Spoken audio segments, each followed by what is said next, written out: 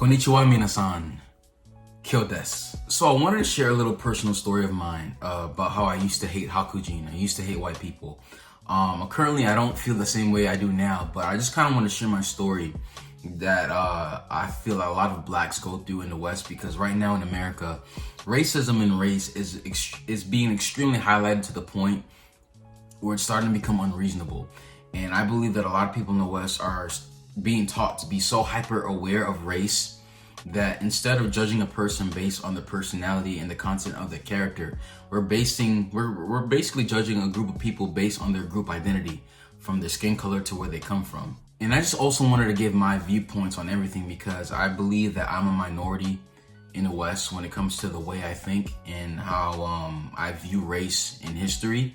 And I figured I'd just kind of let you guys know my perspective that I think will help more Japanese to really understand what's going on in the West. So early in the beginning, I grew up with my mom. I grew up in a single mother household with my older sister, my younger brother. And with my mom, I never really talked about politics or race with her as much. You may dabble in certain conversations here and there, but it wasn't really like frequent like that. As far as my father, the times I did used to hang out with him, he was more of that radical black kind of mindset. The white man is evil. The white man did so much things to hurt and destroy black people. That kind of sense of really negative black pride, where you're so proud of your race that you think your race is the best thing on the planet. My father was Rastafarian, which is a religion that kind of condemns white people and praises black people. And that's like part of the religion, but it's not the whole thing, but it's part of it. And I usually heard those talking points from my father. And even on my mom's side of the family, when times you would have like family gatherings, or you would hang out with uncles and aunts, a lot of these talking points you would hear that, white people have caused so much damage in the world, and, that they've done so much harm to black people. So imagine from a young age, a lot of black Americans are being taught to kind of like have a bias against white people. There's a lot of people in the West who want to keep racism alive. They're constantly pruning kids to view the world through the lens of race, especially in a lot of black media and black social media as well. Race is constantly highlighted, and with the constant showings of, I believe that the media is showing a lot of propaganda to have blacks hate whites, have whites hating themselves, thinking that they have some kind of privilege. And I think there's a lot of programming being done to get more black people, more minorities, Asians included, to hate white people. But not to get too sidetracked. So growing up, I had no ill toward anybody. I was cool with white people, black people, Latin people, Asian people. I didn't care if you were atheist, if you were religious, if you were gay, if you were straight. To me, it didn't matter. As long as you had a good character and you were cool to hang out with, I didn't care. But still, those seeds are being planted at such a young age that when I finally got to middle school, that's the first time I've really been to a majority white school. And a lot of those things that were told to me when I was younger started coming up. It's like that seed started growing and its fruit started showing, where I would think that everything a white person did bad against a black person was because they were black, or if they were making fun of a black person, it was because they were black. So a lot of this indoctrination that I got as a kid was starting to show. Eventually kind of quietly died down when I entered high school, but it was really during my college years around 2014-15 where really BLM, the Black Lives Matter movement, and a lot of the social justice kind of propaganda started happening in America, where on social media, constantly it's being shown to you on TV, on social media, that blacks are oppressed, the white man is evil, they're racist, all white cops are bad, they want to kill black people, white people are the reason why black people can't be successful. And at first, I was talking against these talking points because of my experience. Black people actually do more harm to each other than any whites have done to us in recent history.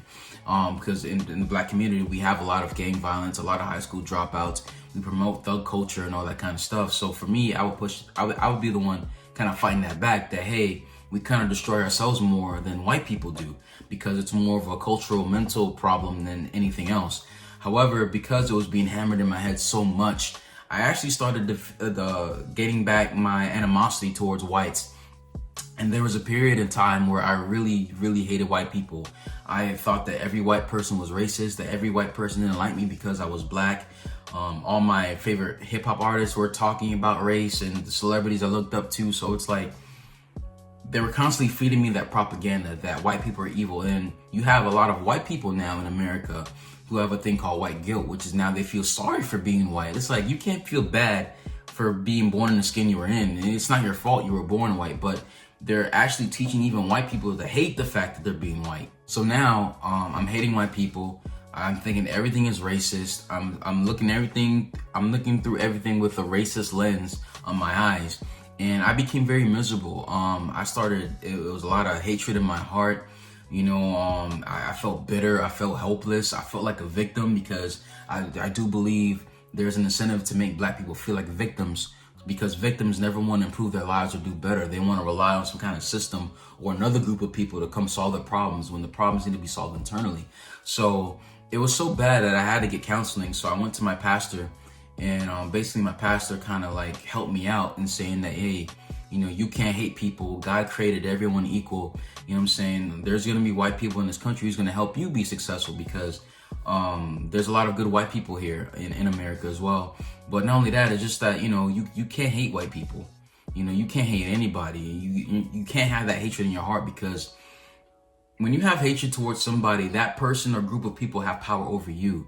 So it's like, if you forgive people and let the past be the past, you're in a sense free from that. So he brought a lot of perspective with that. But it's not really until online where the sad thing is that even in politics, race is a huge talking point. And this is how I got into politics, because for those of you who don't know, I do have another channel that I started before this one where I talked about politics a lot. But basically, long story short, I found a more conservative commentator called Ben Shapiro. And I was watching his videos about race and about history in America. And basically that led me into really learning the truth about slavery, the truth about racism in America, and the truth about everything, things that were not taught in school. And just at first it was hard kind of absorbing that data, because these are talking points that I never got a chance to hear, because in the black community, we live in such an echo chamber where all we hear is one talking point.